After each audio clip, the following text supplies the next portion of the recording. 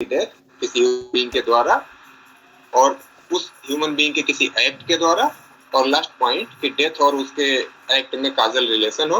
अब इसके बाद जो आप 4 पॉइंट अब यहाँ पे मर्डर वाले में 4 पॉइंट लिखेंगे और उन चारों में सब में और लगेगा, यानी इन 4 में से कोई एक फुलफिल हो गया तो वो मर्डर हो जाएगा। तो पहला point intention to cause death, यानी ए पॉइंट है, इसको बना के आप लिखेंगे इंटेंशन टू काज डेथ और इन बॉडीली इंजरी विथ नॉलेज। अभी हम लोग एक्सप्लेन करेंगे, पहले पॉइंटर आप बना लीजिए। यानी पहला इंटेंशन टू काज डेथ और बॉडीली इंजरी विथ नॉलेज और injury which is sufficient in the ordinary course of nature, sufficient in the ordinary course of nature to cause death। यानी पहला पॉइंट हमने लिखा इंटेंशन टू कॉज डेथ और bodily injury with knowledge, और तीसरा point bodily injury which is sufficient to cause death, यानी वो nature के ऑर्डिनरी कोर्स में यानी प्रकृति के सामान्य अनुक्रम में ही डेथ काज करने के लिए सफिशिएंट है, ऐसी इंजरी आप काज कर रहे हैं। और लास्ट पॉइंट नॉलेज, जैसा कि आपने अभी कल्पेबल होमिसाइड में लिखा with knowledge imminently dangerous in all probability to cause death. यानी पहला इंटेंशन विथ इंटेंशन, दूसरा इंटेंशन विथ नॉलेज, तीसरा injury which is sufficiently cause to death, और last point knowledge to incident, यानी जो आप के द्वारा एक्ट है उस एक्ट के बारे में आपको नॉलेज है, वो एक्ट कैसा है कि imminently dangerous to cause death. अब इसके बाद एक एक पॉइंट को आप समझिए।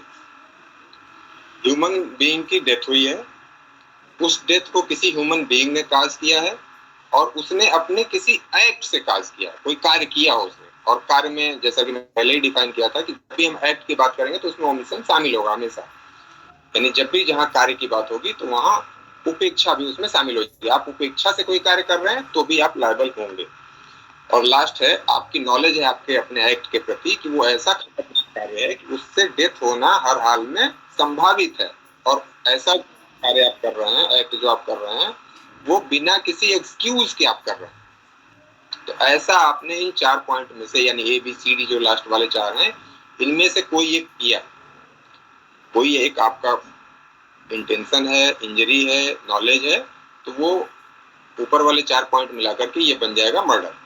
अब जो दूसरा क्वेश्चन एराइज हो रहा है कि जब दोनों जगह ह्यूमन बीइंग की डेथ हो रही है, इंटेंशन, बॉडली इंजरी, नॉलेज की बात आ रही है, तो मर्डर और इसमें कल्पेबल होमिसाइड में डिफरेंस। तो बेसिक डिफरेंस जो ये है कि कल्पेबल होमिसाइड जो है वो जीनस है, यानी वो मूल है, वहीं से वो एराइज हो रहा है, और मर्डर जो है उसका एक स्पेसीज है, उसकी एक शाखा। इसको थोड़ा और अच्छे से समझिए। जैसे फल है, तो फल में सेब भी है, अनार भी है, आम भी है, अंगूर भी है, लेकिन अंगूर सिर्फ एक फल है, उसकी एक क्वालिटी है, उस फ्रूट की एक क्वालिटी है ग्रेप्स।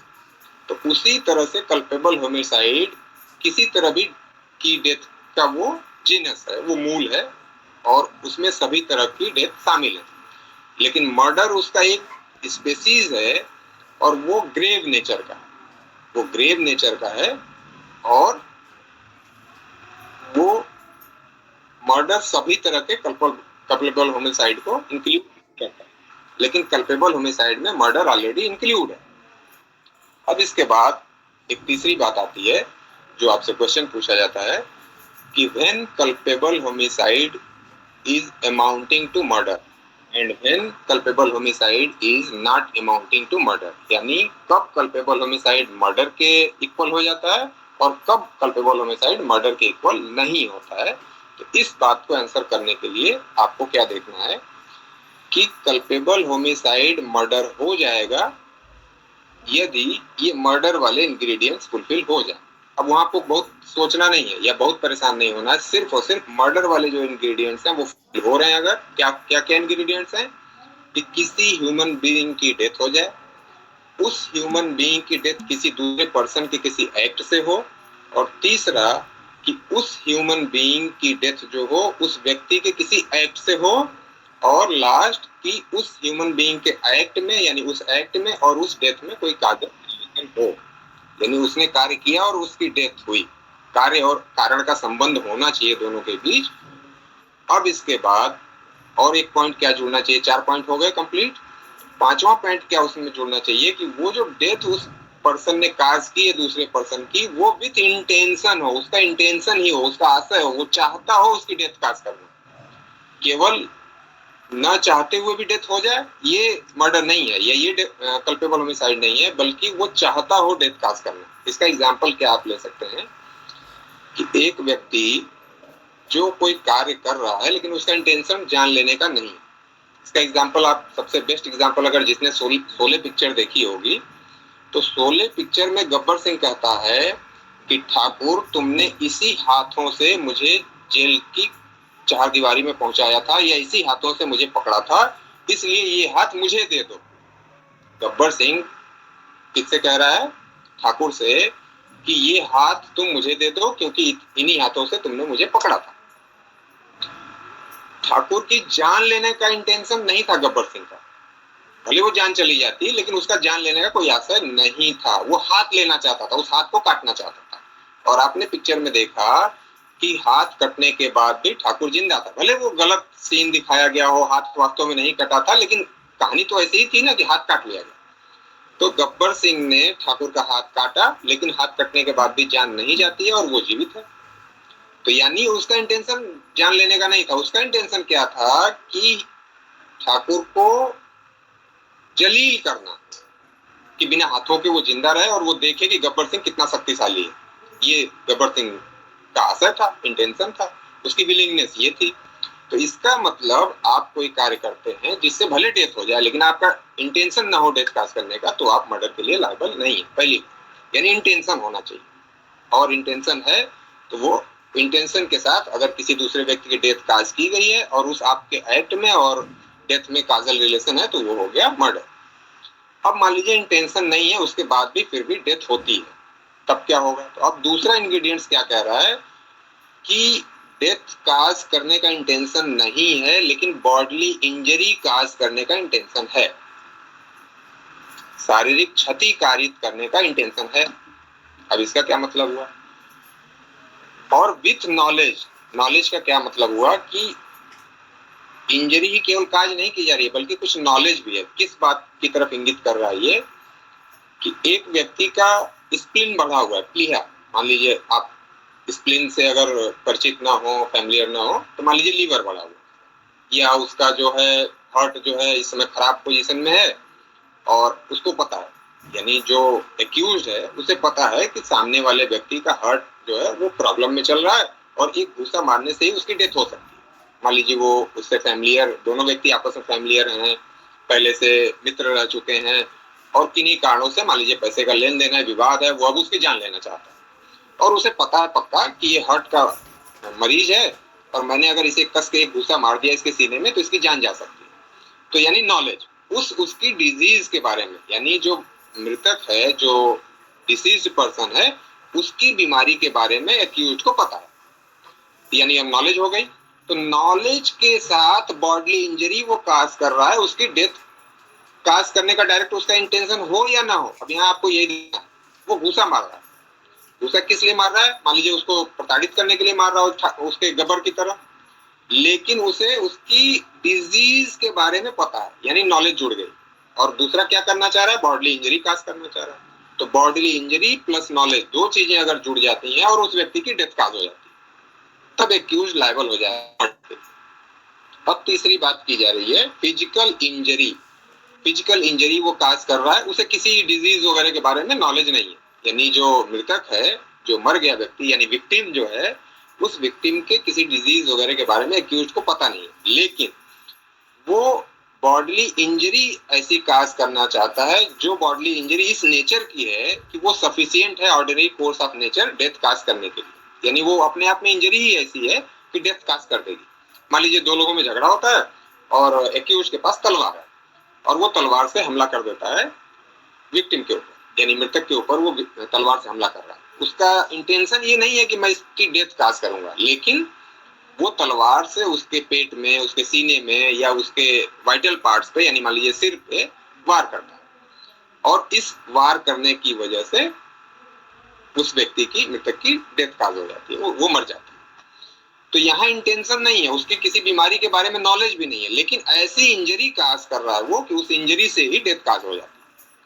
अब जो चौथा पॉइंट है कि उसकी नॉलेज किस बात के लिए है कि वो जो कार्य कर रहा है या करेगा वो इतना इमिनेंटली डेंजरस है कि उससे किसी व्यक्ति की जान जा सकती है। इसका एग्जांपल क्या है कि मान लीजिए भीड़, उसके दरवाजे के सामने भीड़ खड़ी है और वो तोप चलाता है या AK-47 से फायर करता है, मतलब जिसमें से कि 50-60 गोलियां एक पे निकल जाए, इस तरह से वो फायर कर रहा है। किसी पर्टिकुलर पर्सन की डेथ काज करने की उसका इंटेंशन नहीं है, उसकी ऐसी कोई वो बॉडली इंजरी भी किसी को काज नहीं कर रहा। जैसे ऊपर हम लोग टेंशन की बात आई थी, बॉडली इंजरी की बात आई थी, तो वो न बॉडली इंजरी काज कर रहा है किसी पर्टिकुलर पर्सन की, ना ही उसका इंटेंशन है किसी पर्टिकुलर पर्सन की डेथ काज करने का, लेकिन उसका एक्ट ऐसा है कि उस एक्ट के प्रति उसकी नॉलेज है कि इस एक्ट से मेरे किसी की डेथ हो सकती है, प्रोबेबिलिटी है, तो इस केस में भी वो मर्डर के लिए लायबल हो जाए।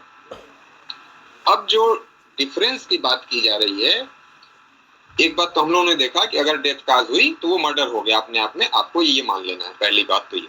अब आप प्रिज्यूम कर लीजिए कि डेथ हुई और इन चार में से कोई एक रीजन है, यानी इंटेंशन, बॉडली इंजरी, नॉलेज या नॉलेज प्लस इंजरी, तो वो मर्डर हो गया। अब बात हो रही है कल्पेबल होमिसाइड और मर्डर में डिफरेंस क्या है, यानी when culpable homicide is amounting to murder, तो कल्पेबल होमिसाइड मर्डर हो जाएगा अगर ये मर्डर के इंग्रेडिएंट्स फुलफिल हो गए। एक बात तो यहाँ खत्म हो गई। अब दूसरी बात आती है कि when culpable homicide is not amounting to murder, यानी कब आपराधिक मानववध मर्डर नहीं होगा, यानी मर्डर को कहते हैं हिंदी में हत्या, तो हत्या नहीं होगा। तो अब इस बात का आंसर करने के लिए, इस क्वेश्चन का आंसर लाने के लिए आपको चलना पड़ेगा सेक्शन 101 के 5 एक्सेप्शंस की तरफ। सेक्शन 101 में यानी 101 में 5 एक्सेप्शंस दिए गए हैं। अगर आपका जो केस है यानी एक्यूज्ड का जो मामला है वो अगर इन 5 एक्सेप्शंस में फॉल करेगा, तो उन एक्सेप्शंस में फॉल करने वाले मामले जो होंगे, डेथ तो काज हुई होगी लेकिन वो नॉट अमाउंटिंग टू मर्डर में फॉल कर जाएंगे और उसके लिए पनिशमेंट घट जाएगा। तो अब उन 5 एक्सेप्शंस को पहले देखते हैं, तब इसके बाद फिर और कंपैरिजन करना आसान हो जाएगा आपके लिए। 5 एक्सेप्शंस जो दिए गए हैं उनमें पहला एक्सेप्शन है sudden and grave provocation. Sudden and grave provocation यानी गंभीर, अचानक और गंभीर प्रकोपन। इसका मतलब क्या हुआ कि आप एक्यूज्ड को प्रोवोक कर दिया, इंसाइट कर दिया उसे, यानी जो डिजीज है, जो मरा हुआ व्यक्ति है, वो एक्यूज्ड को प्रोवोक कर रहा है, इंसाइट कर रहा है, उसको भड़का रहा है कि वो उसके ऊपर हमला करे। इसका क्या मामला हो सकता है, जैसे एक हस्बैंड वाइफ है और हस्बैंड बाहर गया हुआ है, जब वो घर लौटता है तो वाइफ को देखता है किसी इलिसिट रिलेशन में और उससे वो अपना आपा खो देता है, यानी सेल्फ कंट्रोल खो देना, इसी को आप कहते हैं प्रोवोकेशन। तो सेल्फ कंट्रोल खोते हुए वाइफ के साथ इंगेज व्यक्ति की वो डेथ काज कर देगा, तो इस डेथ को हम कहेंगे कि वो अंडर प्रोवोकेशन की गई थी, इसलिए वो मर्डर के लिए लायबल नहीं होगा, बल्कि उसका जो पनिशमेंट है वो थोड़ा सा स्लाइट हो जाएगा, थोड़ा सा कम हो जाएगा, सिंपल हो जाएगा। अभी पनिशमेंट भी हम लोग देखेंगे कितना घट रहा है, कितना बढ़ रहा है और किस रेशियो में कैसे ये चल रहा है। मसला यहाँ आपको सिर्फ ये देखना है कि कब culpable homicide not amounting to murder होगा, तो कब होगा, 5 एक्सेप्शंस में अगर केस फाइल करेगा तो पहला एक्सेप्शन आपने देखा सडन एंड ग्रेव प्रोवोकेशन की स्थिति में काज की गई डेथ। और सडन एंड ग्रेव प्रोवोकेशन क्या है कि यानी सेल्फ कंट्रोल खो देना। कोई कॉमन प्रूडेंस का पर्सन जो है उस परिस्थिति में अगर होता तो वो अपना सेल्फ कंट्रोल खो देता और उस परिस्थिति में उसने डेथ काज कर दी तो वो नॉट अमाउंटिंग टू मर्डर में चला जाएगा। अब दूसरा, और ऐसा जो प्रोवोकेशन है वो सेल्फ इन्विटेड ना हो, सेल्फ इनवाइटेड ना हो, यानी खुद से प्रोवोक होने की बात ना हो कि वो खुद से गया और वो चाहते हुए गया, उसने सोच करके ऐसा प्लान बनाया कि मैं जाऊंगा, उसे एक छाड़ी मारूंगा, फिर वो मुझे प्रोवोक करेगा, तब मैं उसको मार दूंगा। तो ऐसा सेल्फ इन्विटेड नहीं होना चाहिए। दूसरा, इस प्रोवोकेशन का एक्सेप्शन ये है भाई यानी प्रोवोकेशन में क्या क्या लिमिटेशन होनी चाहिए कि वो सेल्फ इन्विटेड ना हो, पहला। दूसरा, किसी पब्लिक सर्वेंट के द्वारा वो प्रोवोकेशन ना दिया गया। और पब्लिक सर्वेंट के द्वारा प्रोवोकेशन का क्या मतलब कि मान लीजिए पब्लिक सर्वेंट में पुलिस भी आती है, तो पुलिस आती है आपको अरेस्ट करने के लिए, और उस अरेस्ट से आप प्रोवोक हो जाते हैं और पुलिस वाले की डेथ काज कर देते हैं, तो ये आप सडन प्रोवोकेशन का डिफेंस नहीं ले सकते, क्योंकि वो पब्लिक सर्वेंट के लॉफुल एक्ट के द्वारा प्रोवोकेशन आपको हुआ था, तो वो वैध या वैलिड प्रोवोकेशन नहीं होगा। तीसरा, अगर सेल्फ डिफेंस में कार्य करते हुए कोई व्यक्ति के एक्ट से आप प्रोवोक हो रहे हैं, तो वो भी लीगल या लॉफुल प्रोवोकेशन नहीं है। इसका एग्जांपल क्या हो सकता है कि मैंने किसी व्यक्ति को एक तमाचा मारा और उसने उस तमाचे से बचने के लिए मेरा हाथ पकड़ लिया, या कुछ भी मेरे साथ ऐसा कर रहा है सेल्फ डिफेंस में, अपने आप को बचाने के लिए, तब उसके बचाव वाले कार्य से मैं प्रोवोक हो जा रहा हूं और उसकी डेथ काज कर दे रहा हूं, तब ये लॉफुल प्रोवोकेशन नहीं होगा और मैं फिर मर्डर के लिए लायबल होऊंगा, तब मेरे ऊपर ये प्रोवोकेशन वाला एक्सेप्शन लागू या अप्लाई नहीं होगा। अब जो सेकंड एक्सेप्शन है वो है private defence, right of private defence. Private defence की चर्चा हम लोग पहले कर चुके हैं कि यदि कोई व्यक्ति राइट ऑफ प्राइवेट डिफेंस में किसी व्यक्ति की डेथ काज करता है, तो वो उसे एक्सक्यूज मिल जाता है, वो किसी ऑफेंस के लिए लायबल नहीं होता। ये हमने देखा था प्राइवेट डिफेंस में। तो यहाँ वही कंसेप्ट चल रहा है। डिफरेंस क्या हो रहा है कि अगर मैं अपने सेल्फ डिफेंस को एक्सीड कर जाता हूं और उस एक्सीड करने के दौरान मैं किसी दूसरे व्यक्ति की डेथ काज कर दे रहा हूं। इसका एग्जांपल भी हम लोगों ने लिया था कि मान लीजिए एक व्यक्ति दुबला पतला सा चोर है या बहुत वृद्ध चोर है, आपके घर में घुस गया और उसे आपने पकड़ लिया। पकड़ने के बाद आप पूरी तरह से आश्वस्त हैं, पूरी तरह से इंश्योर्ड हैं कि वो व्यक्ति आपका कुछ बिगाड़ नहीं सकता या भाग नहीं सकता या आपको कोई इंजरी काज नहीं कर सकता, उसके बाद भी आप उसकी डेथ काज कर देते हैं। तब ये सेल्फ डिफेंस को एक्सीड करके आपने ये डेथ काज की है, इसलिए आप नॉट अमाउंटिंग टू मर्डर के लिए लायबल हो जाएंगे, यानी एक्सक्यूज आपको राइट ऑफ प्राइवेट डिफेंस का नहीं मिलेगा। इसके बाद जो तीसरी बात की गई है कि पब्लिक सर्वेंट के गुड फेथ में एक्शन के दौरान अगर वो अपने उस ड्यूटी को एक्सीड करके कोई डेथ काज करता है, तो वो भी मर्डर के लिए लायबल नहीं होगा, बल्कि नॉट अमाउंटिंग टू मर्डर के लिए लायबल होगा। और पब्लिक सर्वेंट को भी हमने वहां भी देखा था कि एक्सक्यूज मिलता है, लेकिन अगर वो एक्सीड करता है अपने ड्यूटी को, तब वो नॉट अमाउंटिंग टू मर्डर के लिए लायबल हो जाएगा। इसके बाद जो चौथा एक्सक्यूज मिला हुआ है या एक्सेप्शन है, सडन फाइट, यानी दो व्यक्तियों में सडन फाइट हो जाती है और उस फाइट में किसी एक ने दूसरे की डेथ काज कर दी। अब यहाँ ये मटेरियल नहीं है कि किसने पहले स्टार्ट की थी फाइटिंग, बल्कि उस फाइटिंग के दौरान किसी ने किसी की डेथ काज कर दी, तो वो मर्डर के लिए लायबल नहीं होगा, बल्कि नॉट अमाउंटिंग टू मर्डर के लिए लायबल हो जाएगा। अब वो सर तीसरा वाला जरा दोबारा बता दीजिए। पब्लिक सर्वेंट अगर एक्सेसिव पावर यूज करके भी डेथ कर देता है तो वो कल्पेबल होमिसाइड में डेथ नहीं मानी जाएगी। अगर आप परमिट करें तो मैं पहले ये पांचों पॉइंट कंप्लीट करा लूं, तब याद दिलाइए, तब मैं आपके पॉइंट को क्लियर कर देता हूं। एक सीक्वेंस में ये 5 पहले आपका कंप्लीट हो जाए कि 5 एक्सेप्शंस कौन कौन से हैं। Yes sir.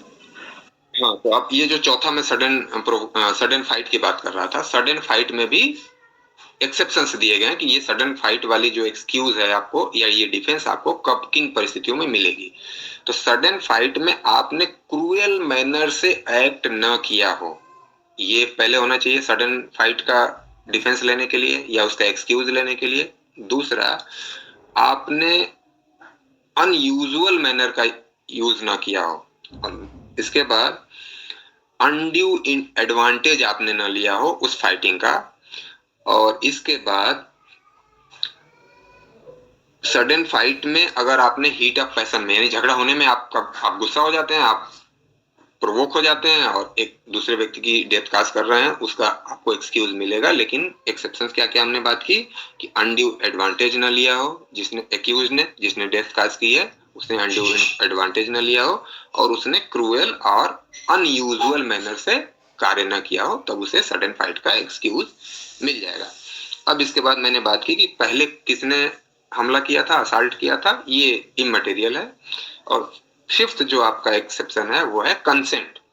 अगर किसी व्यक्ति की डेथ काज की जा रही है उसकी कंसेंट से, तब आप मर्डर के लिए लायबल नहीं होंगे बल्कि नॉट अमाउंटिंग टू मर्डर के लिए लायबल हो जाएंगे। तो अभी जो बेसिक आपने जो आपका कंसेप्ट क्लियर हुआ कि what is culpable homicide, what is murder. अब फिर दो क्वेश्चन आपने देखे कि when culpable homicide amounting to murder, when culpable homicide is not amounting to murder, ये आपने देखा। अब तो कल्पेबल होमिसाइड मर्डर कब है? जब मर्डर के इंग्रेडिएंट्स फुलफिल हो जाएं, 4 + 1, 5 इंग्रेडिएंट फुलफिल हो गए तो वो मर्डर हो गया, culpable homicide amounting to murder. और जब उसी मर्डर के 5 एक्सेप्शंस में केस फाल कर गया, तब ये मर्डर नहीं होगा बल्कि culpable homicide not amounting to murder का ये केस बन जाएगा। अब यहां तक आपने मुख्य रूप से 2-3 बातें समझी। अब जो आपका पब्लिक सर्वेंट वाला मैटर था वो समझ लीजिए क्या उसमें इशू है। पब्लिक सर्वेंट मतलब पुलिस वाले का एग्जांपल लीजिए तो आपको ज्यादा समझ आएगा। मान लीजिए पुलिस वाला जो है वो पुलिस ऑफिसर, पब्लिक ड्यूटी उसकी क्या है? लॉ एंड ऑर्डर को मेंटेन करना, पीस एंड सिक्योरिटी को मेंटेन करना। उस पीस और सिक्योरिटी को मेंटेन करने के लिए वो मान लीजिए राइट को या बलवा को नियंत्रित कर रहा है, कंट्रोल कर रहा है, और उस दौरान उसे लगता है कि जो भीड़ है वो हिंसक हो गई है और बिना फोर्स यूज किए अब उसे कंट्रोल नहीं किया जा सकता। और उस दौरान वो आपने देखा होगा कि वो हवाई फायरिंग करते हैं, पहले आंसू गैस के गोले छोड़ते हैं, पानी डालते हैं उनके ऊपर कि किसी भी तरह से भीड़ तितर बितर हो जाए और लॉ एंड ऑर्डर को मेंटेन किया जा सके।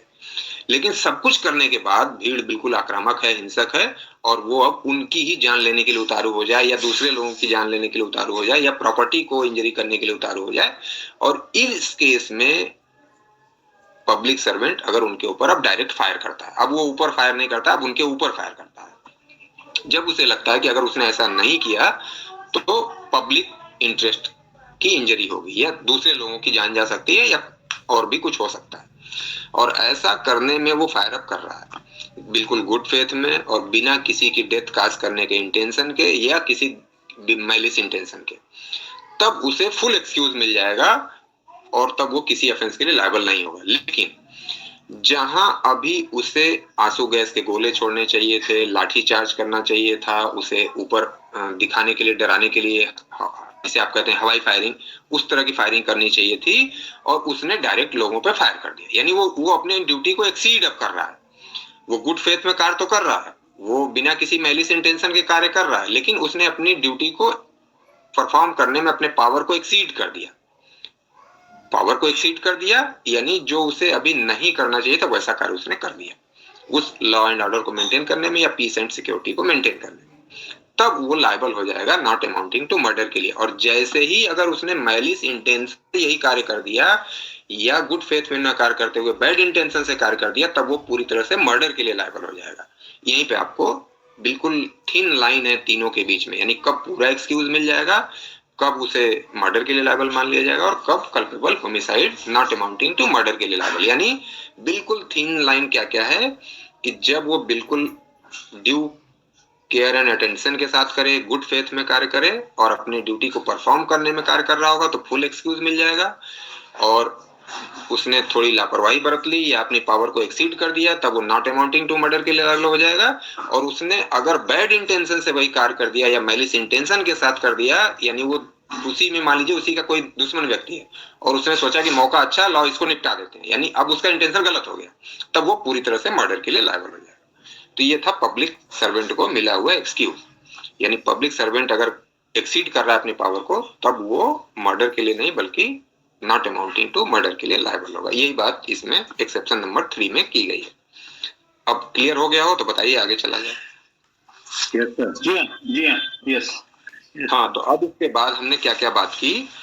कल्पेबल होमिसाइड, मर्डर और मर्डर के एक्सेप्शन, 3 तरह के बात की हम लोगों ने।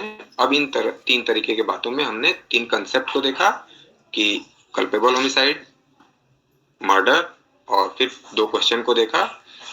अब इसके बाद जो बात आती है कि इनकी बात क्यों इतना अलग अलग की जा रही है, क्यों कल्पेबल होमिसाइड की बात की जा रही है, क्यों मर्डर की बात की जा रही है, फिर क्यों नॉट अमाउंटिंग टू मर्डर की बात की जा रही है।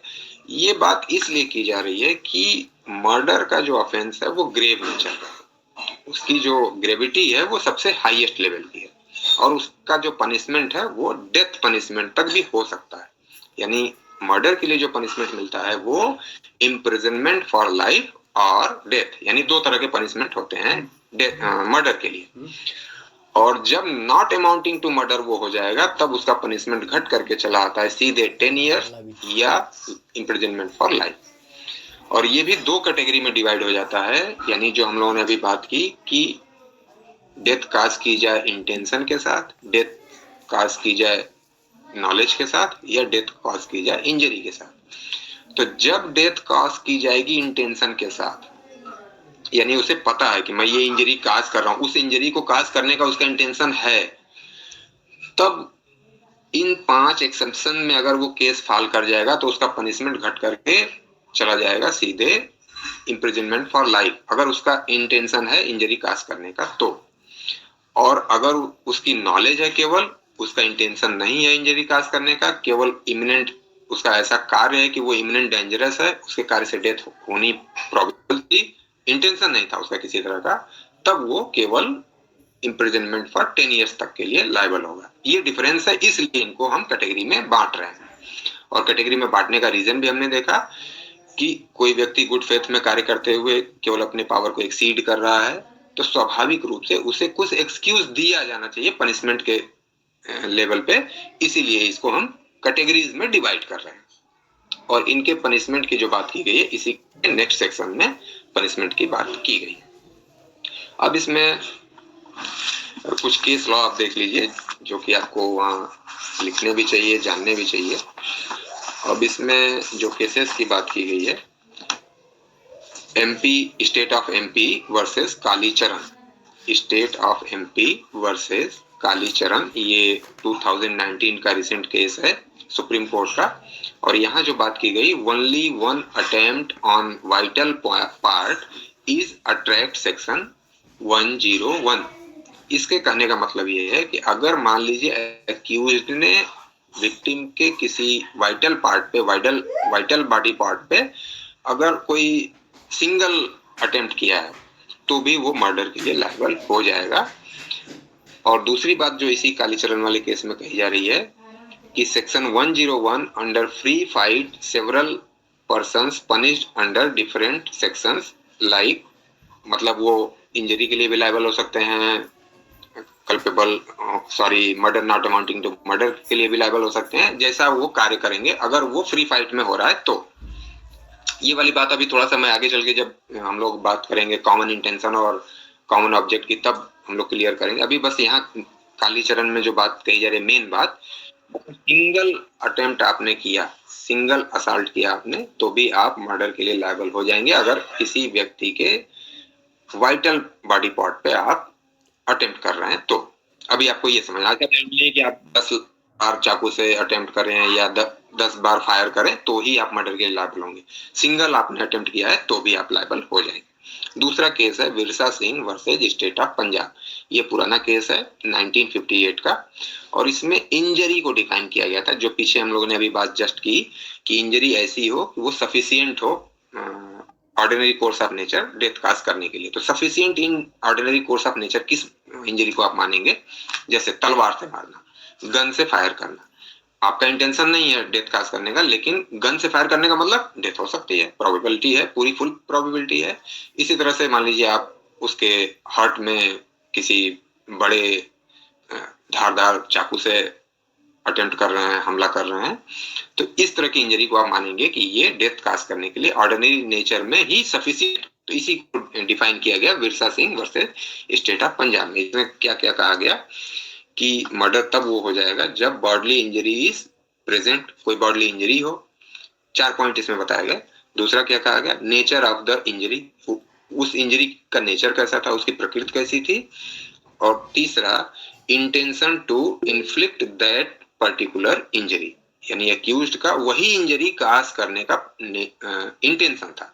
यानी यहाँ जो Virsa Singh versus state of Punjab में बात करने की कोशिश हो रही है वो ये कि कोई व्यक्ति इंजरी काज करके डेथ काज कर रहा है, इंजरी काज करके डेथ काज कर रहा है, तो मर्डर के लिए लायबल उसे कब ठहराया जाएगा उसी बात को इसमें एक्सप्लेन किया जा रहा था। 4 पॉइंट बताए गए कि ये चारों पॉइंट फुलफिल होंगे तो इंजरी काज करके डेथ काज की जा रही है तो अक्यूज्ड मर्डर के लिए लायबल हो जाएगा, भले उसका इंटेंशन डेथ काज करने का न रहा हो। तो ये 3 पॉइंट हमने देखे। अब चौथा पॉइंट है sufficient to cause death in the ordinary course of nature.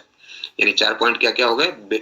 Bodily injury is present, कोई बॉडीली इंजरी हो उसके बॉडी पे, नेचर ऑफ द इंजरी, उसका नेचर कैसा था इंजरी का, intention to inflict that particular injury, वही इंजरी काज करने का उसका नेचर इंटेंशन रहा हो, और sufficient to cause death in the ordinary course of nature. ये 4 पॉइंट अगर फुलफिल होते हैं तो आपका इंटेंशन डेथ काज करने का रहा हो या ना रहा हो, आपने वो इंजरी काज की और उस इंजरी से डेथ काज हो गई तो आप मर्डर के लिए लायबल हो जाएंगे। फिर एक केस है आपका KM Nanavati versus state of Maharashtra. ये बहुत ही फेमस केस है और आपने अगर देखी होगी तो एक पिक्चर नई आई है अभी हाल ही में, मुझे लगता है 2-4 साल हुए होंगे, सोहराब रुस्तम या कुछ ऐसे करके है। तो उस पिक्चर में इसी केस को मतलब दिखाया गया, थोड़ा सा उसके फैक्ट्स और सर्कमस्टांस में चेंजेस किए गए हैं, लेकिन यही केस है वो, KM Nanavati versus state of Maharashtra. ये 1962 का पुराना केस है और इसमें जो प्रोवोकेशन वाले फैक्ट पे ये एक्सेप्शन पे ये केस है। तो इसमें जो बात कही गई, provocation is grave and sudden, यानी ग्रेव एंड सडन होना चाहिए, केवल ऐसा कि नहीं आपको प्रोवोकेशन हो गया और आपने किसी की डेथ काज कर दी। जिस लेवल का प्रोवोकेशन है उसी लेवल की का एक्सक्यूज आपको मिलेगा। तो चूंकि यहाँ डेथ आप काज कर रहे हैं प्रोवोकेशन के अंतर्गत, तो आपका प्रोवोकेशन सडन और ग्रेव होना चाहिए और वो फैक्ट एंड सर्कमस्टांसेस पे चेक किया जाएगा कि वो डेथ काज करने के लिए सफिशिएंट था या नहीं था। दूसरी बात कोर्ट ने कही कि मेंटल बैकग्राउंड, जो व्यक्ति प्रोवोक्ड होकर के डेथ काज कर रहा है उसका मेंटल बैकग्राउंड चेक किया जाएगा, क्योंकि वही बात किसी को प्रोवोक कर सकती है, किसी व्यक्ति को प्रोवोक नहीं कर सकती। कोई शांत चित्त का व्यक्ति होगा, बिल्कुल पीसफुल पर्सन होगा तो वो प्रोवोक नहीं होता है जल्दी, और कोई व्यक्ति खुद ही उग्र स्वभाव का है तो वो जल्दी प्रोवोक हो सकता है। तो इसलिए उस व्यक्ति का मेंटल बैकग्राउंड देखा जाएगा, चेक किया जाएगा कि वो प्रोवोकेशन के अंतर्गत कार्य कर रहा था या नहीं कर रहा था, या प्रोवोक्ड हुआ था या नहीं हुआ था, या होना चाहिए था उसे या नहीं होना चाहिए था। उसी बात को लेकर के मेंटल बैकग्राउंड देखा जाएगा एक्यूज्ड का। और तीसरी बात कही कोर्ट ने कि कूलिंग टाइम क्या था, यानी जो प्रोवोकेशन उसे मिला उस टाइम में और जब उसने डेथ काज की, दोनों में गैप कितना था, क्या वो शांत हो सकता था उतने समय के अंदर या नहीं हो सकता था। तो उस जिस केस की बात मैंने की KM नानावती में, उसमें हुआ क्या था, फैक्ट क्या था कि वो व्यक्ति प्रोवोक होता है और प्रोवोक होकर के फिर अपने शिप पे जाता है, वो नेवी में ऑफिसर था, तो अपने शिप पे जाता है, वहां से रिवॉल्वर लाता है, 6 उसकी कार्टिज लाता है और इसके बाद एक विक्टिम की डेथ काज करता है। तो ये माना गया कि वो कूलिंग पीरियड था, उसे शांत हो जाना चाहिए था उतने समय में। अगर उसे 1 घंटा आधा घंटा लगा वो सारी एक्टिविटी वो कर रहा था तो उसे शांत हो जाना चाहिए था, और वो शांत नहीं होता है और ये सारी एक्टिविटी करने के बाद डेथ काज करता है, इसका मतलब उसने इंटेंशनल डेथ काज की थी और वो मर्डर के लिए लायबल था। अब इसके बाद नेक्स्ट केस है Jagir Singh versus state of Punjab. ये 2019 का केस है और स्पेशली ये है प्राइवेट ऑफ डिफेंस पे। इसमें जो कोर्ट ने बात कही, exceeds the power of RPD means right of private defense, supersede the power of RPD, यानी जो अभी मैंने जस्ट पहले बात की कि आपने एक्सीड कर दिया आपने राइट को तो आप culpable homicide not amounting to murder के लिए लायबल होंगे, वही बात कही जा रही है।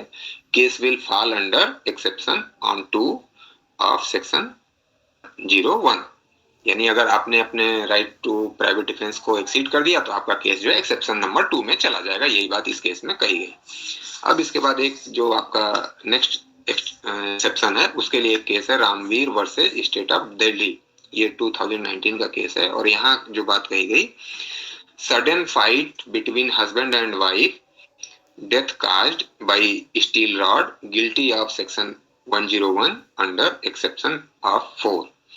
यानी इसमें जो केस था कि वाइफ से और हस्बैंड से झगड़ा हुआ, वो इंटॉक्सिकेशन की पोजीशन में था और उस झगड़े की वजह से वो दोनों में आपस में फाइटिंग हुई और उस फाइटिंग के वजह से उसने वाइफ की स्टील रॉड से गला दबा करके वो डेथ काज कर देता है। तो कोर्ट ने कहा कि ये फाइटिंग का प्रभाव था, इसलिए वो मर्डर के लिए लायबल नहीं होगा बल्कि नॉट अमाउंटिंग टू मर्डर के लिए लायबल होगा। अब इसके बाद एक पब्लिक सर्वेंट वाले केस का नाम दोबारा रिपीट कर देंगे एक बार? हाँ, ये रामवीर वाले में मैं कह रहा हूँ कि हस्बैंड और वाइफ के बीच में झगड़ा होता है और हस्बैंड जो है वो शराब पिए हुए था। शराब पीना न पीना उसको हम लोगों ने देख लिया था वहाँ जनरल एक्सेप्शन में, वो कोई खास मसला नहीं है। मसला आपको जो समझना है कि दोनों में, हस्बैंड और वाइफ में झगड़ा होता है किस बात को, कि वाइफ ने हस्बैंड के पर्स से पैसे निकाल लिए थे, फैक्ट ये था। तो उस पैसे निकालने की वजह से हस्बैंड वाइफ में झगड़ा होता है और उस झगड़ा होने की वजह से हस्बैंड ने लोहे की सरिया से अपनी वाइफ का गला दबा करके उसकी डेथ काज कर दी।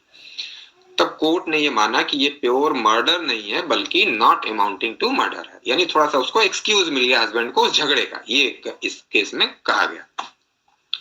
अब क्लियर हो गया। दूसरी बात कि एक केस है आपके पब्लिक सर्वेंट वाले पे, Yashwant versus state of Maharashtra, ये 2018 का केस है और यहाँ जो बात की गई कि defence available only when action is valid, यानी जो पब्लिक सर्वेंट का एक्शन होगा वो वैलिड एक्शन होना चाहिए। जैसा कि मैंने पहले कहा कि वो केवल अपने पावर को एक्सीड करे। अगर वो मेलाफाइड कार्य कर रहा है या बैड इंटेंशन में कार्य कर रहा है तब तो वो मर्डर के लिए लायबल हो जाएगा, लेकिन गुड फेथ में कार्य करते हुए एक्सीड कर जाएगा तब उसे इसका लाभ मिल जाएगा, एक्सक्यूज मिल जाएगा, यानी वो मर्डर के लिए लायबल नहीं होगा बल्कि कल्पेबल होमिसाइड के लिए, culpable homicide not amounting to murder के लिए लायबल हो जाएगा। अब इसमें कंसेंट वाला एक एग्जांपल देखना है आपको, उन्नई फतेमा वर्सेज स्टेट एम्परर। ये बहुत पुराना केस है 1869 का और इसमें क्या हुआ था कि एक जो सपेरा आता है, स्नेक चार्मर आता है और आपने देखा होगा कि चारों तरफ लोग इकट्ठा हो जाते हैं और वो अपना वो खेल दिखाता है, तमाशा दिखाता है और फिर उनमें से किसी से उसने या लोगों से उसने कहा कि मैं सांप से काटने वाले व्यक्ति को बचा सकता हूँ, मेरे पास जड़ी है, यानी मेरे पास सांप से काटे हुए व्यक्ति को ठीक करने की जड़ी है और यदि कोई व्यक्ति इसको चेक करना चाहता हो तो वो आगे आए, मैं सांप से उसे कटाऊंगा और इसके बाद जड़ी से उसे ठीक कर दूंगा। तो उसमें से एक व्यक्ति आगे आता है, कहता है हाँ मैं तैयार हूं। तो उसने सांप से उसे कटा दिया और इसके बाद उसे बचा नहीं सका और उस व्यक्ति की डेथ हो गई। तो अब क्वेश्चन राइज हुआ कि ये डेथ कंसेंट से काज हुई है तो वो व्यक्ति नॉट अमाउंटिंग टू मर्डर के लिए लायबल है या मर्डर के लिए लायबल है। तो कोर्ट ने जो डिसाइड किया इसमें कि जो उस अननोन या इनोसेंट पर्सन ने कंसेंट दी थी वो कंसेंट मिसकंसेप्शन पे बेस्ड थी। मिसकंसेप्शन क्या था, उस व्यक्ति ने इस दुविधा में, इस भ्रम में, इस तरह से मिसलीड होकर के कंसेंट दी थी कि उसे बचा लिया जाएगा। उसने इसलिए कंसेंट नहीं दी थी कि मेरी डेथ काज की जाए या सपेरा जो है वो मेरी डेथ काज कर दे, तो इसलिए वहां पे कंसेंट का एक्सक्यूज सपेरे को नहीं दिया गया, स्नेक चार्मर को नहीं दिया गया और वो मर्डर के लिए लायबल हो गया। अब ये था आपका पूरा केस, कल्पेबल होमिसाइड, मर्डर और वो दो question, when culpable homicide is amounting to murder and when culpable homicide is amounting to murder। अब इससे रिलेटेड कोई question query? Sir, I have a doubt. Can you please repeat Unnai Fatima versus Emperor? Emperor 1869. 1869, yes. Thank you. अब आपका कोई query question हो तो पूछ लीजिए यहाँ तक। सर इसमें 20 मार्क्स का क्वेश्चन करीब आएगा पूरा? हाँ, ये तो क्वेश्चन आपका लॉन्ग ही आएगा। ओके, मर्डर और उससे रिलेटेड होमोसाइड पूरा कंपैरिजन ये सब ना, और एक्सेप्शन 5। हाँ, कभी कभी बिल्कुल शॉर्ट में, वेरी शॉर्ट में भी पूछ सकता है कि मर्डर क्या है या कल्पेबल होमिसाइड क्या, मतलब डिफिनेशन छोटी सी आपसे 2 लाइनर या विद इन 1 पेज आपसे आंसर जानना चाह रहा है तो इस तरह से भी पूछा जा सकता है, लेकिन लॉन्ग में आने की इसकी ज्यादा प्रोबेबिलिटी है, इसलिए आपको तैयार करना है इसे लॉन्ग आंसर के रूप में या लॉन्ग क्वेश्चन के रूप में। हम समझ जाते हैं सर, जो आप पूरा 1 घंटे में जो पढ़ाते हैं वो लॉन्ग का ही पढ़ाते हैं, वो एक मर्डर कहते 2 ही पेज में, ये पूरी किताब में 3 पेज में। हाँ सर, लॉन्ग में कितने वर्ड्स लिखने होंगे? यशवंत वर्सेस क्या था सर? यशवंत वर्सेस आपने जो ये 3 पेज की बात की, आपका मतलब कहने का क्या आशय था, क्या आप कहना चाह रहे? 4 पेजेस मतलब जो बुक के 4-5 पेजेस में हो जाता है, ये जो हमारे पास है बुक, इसमें पूरे ये सारे यही चीजें जो आप जैसे से बता रहे हैं, केसेस कम है बस उसमें। हाँ, आपको क्या लिखना है, जैसे आपसे पूछ लिया गया कि culpable homicide when amounting to murder, तो आपको मर्डर वाले इंग्रेडिएंट्स लिखने होंगे और अपनी लैंग्वेज में बिल्कुल शार्ट में, जो कि आप एक क्वेश्चन पे टाइम दे सकते हो, जो प्रोबेबल टाइम आपके पास होगी उसी टाइम के अकॉर्डिंग आप अपना मैटर बना लेंगे कि आपको क्या क्या कितना वे में कैसे लिखना है। तो उसके लिए जो तरीका है कि जो लॉन्ग क्वेश्चन है minimum 3 pages to maximum 5 pages आपको लिखने हैं। तो 3 पेजेस के लिए आपको सबसे पहले मर्डर के लिए आपको डिफाइन करना है कि ये ह्यूमन बीइंग की डेथ होनी चाहिए, किसी दूसरे ह्यूमन बीइंग के द्वारा डेथ होनी चाहिए, और वो किसी एक्शन के द्वारा होनी चाहिए, और उस एक्शन और उस डेथ में काजल रिलेशन होना चाहिए। और इस 4 के बाद 5वां पॉइंट क्या जुड़ना चाहिए कि या तो वो इंटेंशन के साथ डेथ काज की जाए, या तो नॉलेज के साथ कोई इंजरी काज करके की जाए, या इंजरी ऐसी हो, बॉडली इंजरी ऐसी हो कि वो सफिशिएंट हो ordinary course of nature death cause करने के लिए, या तो उसका जो एक्शन है वो इतना इमिनेंट डेंजरस है कि वो हर हाल में डेथ काज कर ही देगा, इसकी नॉलेज उसे थी। इनमें से इन चारों पॉइंट्स में से कोई एक पॉइंट ऊपर वाले 4 पॉइंट में जुड़ गया तो ये हो गया मर्डर। अब फिर आप बताएंगे कि इस, अगर आपसे इतना ही पूछा है और ये केस, फिर आपको नीचे लिखना पड़ेगा कि ये केस बताए गए इस सेक्शन में किसी एक्सेप्शन में न फॉल करता हो, तब वो मर्डर है। अगर इतना ही आपको बताना है, केवल मर्डर को डिफाइन करना है, या तो केवल मर्डर को, या फिर ये क्वेश्चन हो कि culpable homicide when amounting to murder, यानी culpable homicide when amounting to murder को आपको बताना हो, या मर्डर, यानी आपसे केवल मर्डर के बारे में पूछा जाए या culpable homicide amounting to murder, तब आपको पूरे एक्सेप्शंस को डिटेल में लिखने की आवश्यकता नहीं है। तब आपको केवल उस मर्डर को डिफाइन करना है, प्लस ये बता देना है कि आपका केस इन 5 एक्सेप्शंस में फॉल ना करता हो, यानी वो प्रोवोकेशन के द्वारा ना मर्डर किया गया, डेथ ना काज की गई हो, पब्लिक सर्वेंट के किसी एक्शन के द्वारा ना हुई हो, आरपीडी में ना हुई हो, कंसेंट से ना हुई हो, और फ्री फाइटिंग में ना हुई हो, तब वो मर्डर का केस है। और आपने फिर जैसे ही वो मैंने केस बताए कुछ, उन केसेस को आप लिख देंगे, सेक्शन लिख देंगे, केस लिख देंगे। लेकिन अगर सर ये पब्लिक सर्वेंट वाला बताएं, यशवंत वर्सेस क्या? Yashwant versus state of Maharashtra, इसमें जो बात कही गई, इसमें जो बात की गई थी कि defence available only when action is valid, not for extort confession. इसमें मैटर क्या था कि थाने में एक व्यक्ति बंद था, पुलिस स्टेशन में वो लॉकअप में था, और उस व्यक्ति से कन्फेशन एक्सटॉर्ट करने के लिए उसको पुलिस वालों ने उसकी पिटाई की, उसका हरासमेंट किया, इस वजह से उसकी डेथ काज होती है। तो कोर्ट ने कहा कि जो पब्लिक सर्वेंट को पावर मिला हुआ है, राइट मिला हुआ है, वो लीगल वैलिड एक्शन के लिए मिला हुआ है, कन्फेशन एक्सटॉर्ट करने के लिए नहीं। इसी तरह से किसी दूसरे तरह का इनवैलिड कार्य आप कर रहे हैं, जैसा मैंने पहले कहा, वो वैलिड होना चाहिए, आपका गुड फेथ में होना चाहिए, किसी इलीगल कार्य के लिए नहीं होना चाहिए। तो इसमें यही बात एक्सप्लेन की court, supreme court. Under custody मर जाएगा तो कभी एक्सेप्शन नहीं है, मोटा मोटी बात, अगर पुलिस देखे। नहीं, देखिए मसला क्या है कि आपको केवल किसी एक पॉइंट पे नहीं जाना है, कस्टडी का मसला नहीं है, मसला सिर्फ यह है कि गुड फेथ में होना चाहिए और वैलिड एक्शन होना चाहिए। ये आपको फोकस इन दोनों वर्ड पे करना है। वो कस्टडी में है नहीं है, वो बाहर भीड़ पे कोई कार्य हो रहा है, कहीं हो, ये फुलफिल होना चाहिए। क्या फुलफिल होना चाहिए कि वो गुड फेथ में हो और अपने पावर को एक्सीड ना किया जाए, और वो कार्य इनवैलिड या इलीगल ना। और प्योर इलीगल और इनवैलिड है तब तो वो मर्डर के लिए लायबल हो जाएगा। लेकिन अगर वो लीगल कार्य है फिर भी पावर को एक्सीड कर रहा है, तब भी वो लायबल हो जाएगा। लेकिन अगर सब कुछ फुलफिल हो रहा है तब उसे फुल एक्सक्यूज मिल जाएगा। ये आपको देखना। फुल एक्सक्यूज कहाँ मिलेगा? फुल एक्सक्यूज कहाँ मिलेगा? एनकाउंटर के मैटर में, जहां की आतंकवादियों ने हमला कर दिया और उन आतंकवादियों को सैनिकों ने या पुलिस वालों ने मार दिया, अपने आप को बचाने के लिए या प्रॉपर्टी को सेव करने के लिए या पूरे सिस्टम को बचाने के लिए, लॉ एंड ऑर्डर को मेंटेन करने के लिए, उनके लिए लायबल नहीं होंगे। लेकिन उसमें भी सर आपने 3 बात बताई थी ना, पहले तो वो वार्निंग देंगे, फिर फायर, टीयर गैस, फिर दे कैन हवाई fire, then they can fire, और वो उनपे भी उतना ही होना चाहिए असला सामने। हाँ, फैक्ट एंड सर्कमस्टांस के बेस से चेक किया जाएगा उसको कि वहां की सिचुएशन क्या थी, उन्हें क्या करना चाहिए था। जैसे मैंने एग्जांपल दिया कि मान लीजिए आतंकवादी आते हैं और सैनिक छावनी पे, जैसा कि वहां पंजाब बठिंडा में कहा हुआ था ना कि आतंकवादियों ने उस सैनिक कैंप पे ही हमला कर दिया था, तो वहां वो आंसू गैस के का गोला नहीं छोड़ेंगे, हवाई फायरिंग नहीं करेंगे, तब उनके लिए कुछ इस तरह का करना आवश्यक नहीं है, तब तो सीधे फायर कर देंगे ना उनके ऊपर, आतंकवादियों के ऊपर। तो वो fact circumstances sorry fact main है सर्कमस्टांसेस।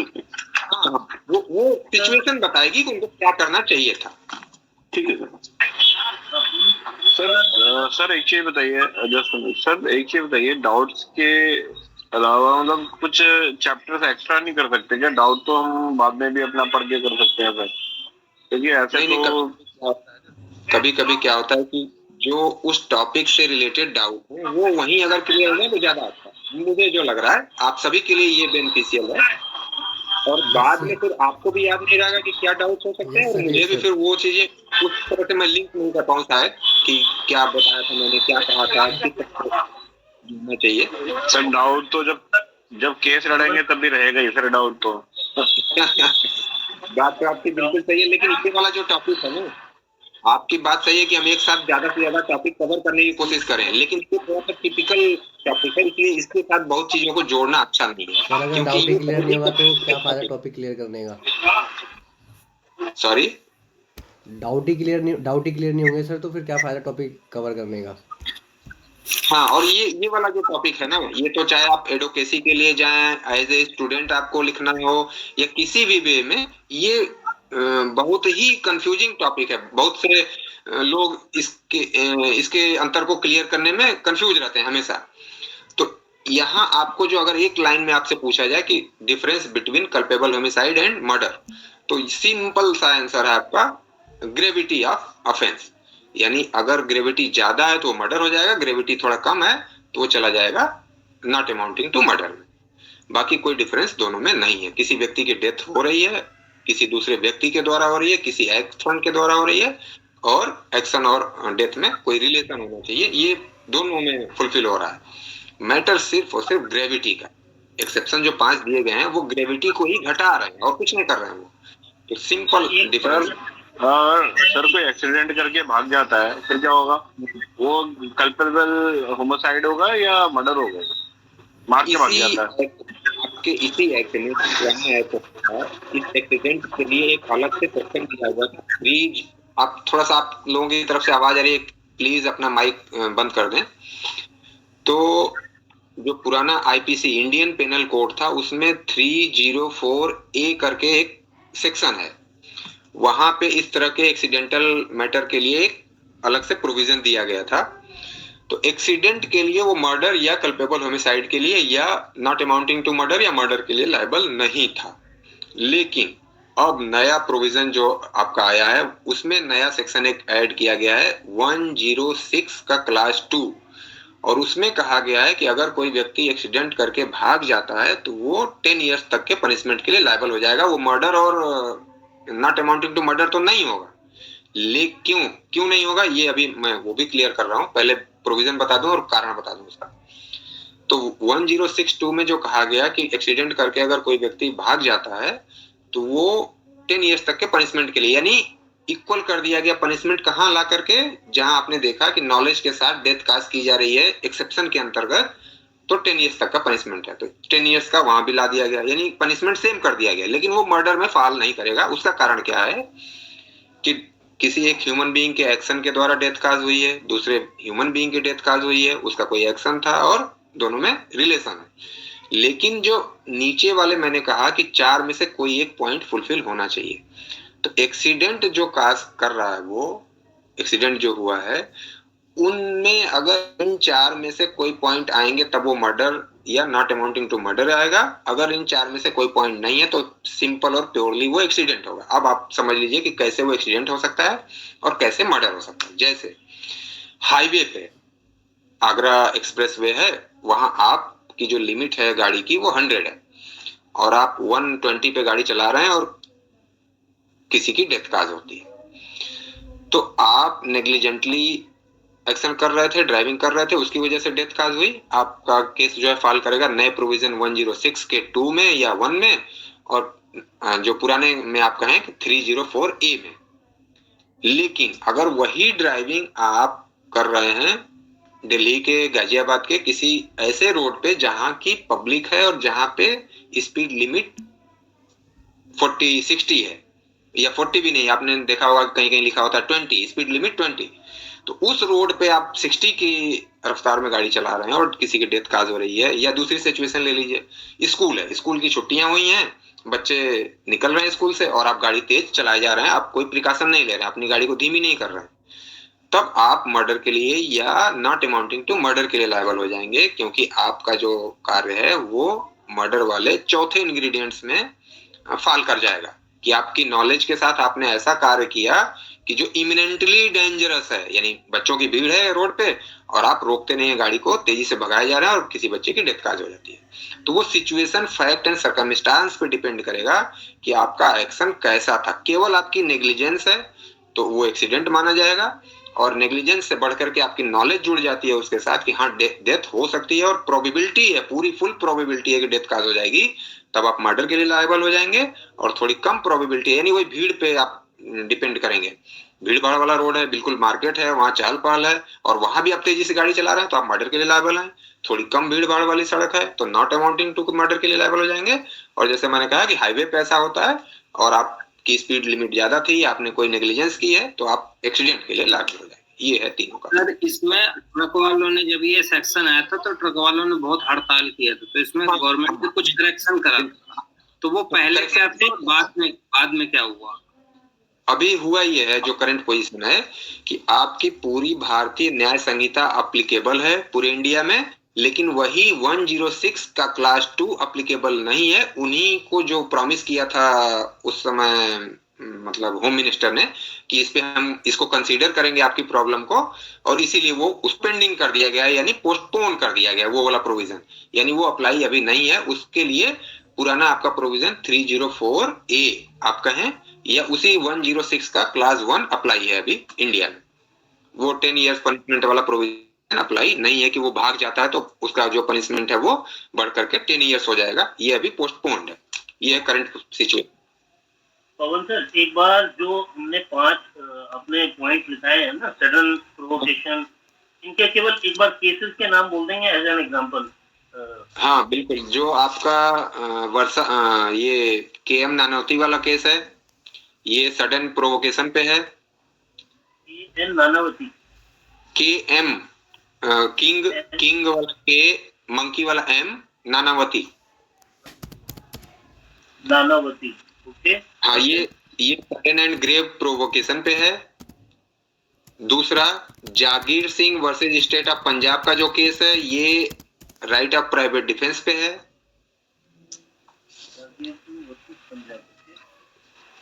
और Yashwant versus state of Maharashtra वाला जो केस है, ये पब्लिक सर्वेंट पे है। और नेक्स्ट केस जो है Ramveer versus state of Delhi, ये सडन फाइट पे है। और लास्ट जो आपका केस है एक्सेप्शन पे, पुन्नई फतेमा वर्सेस एम्परर, ये केस है आपका कंसेंट पे।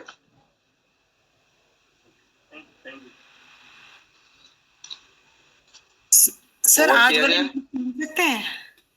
सॉरी सर, आज की क्लास वाले नोट्स मिल सकते हैं हमें? चलिए शेयर कर दूंगा मैं ग्रुप में। सर ये क्लासेस रिकॉर्ड नहीं हो सकती क्या?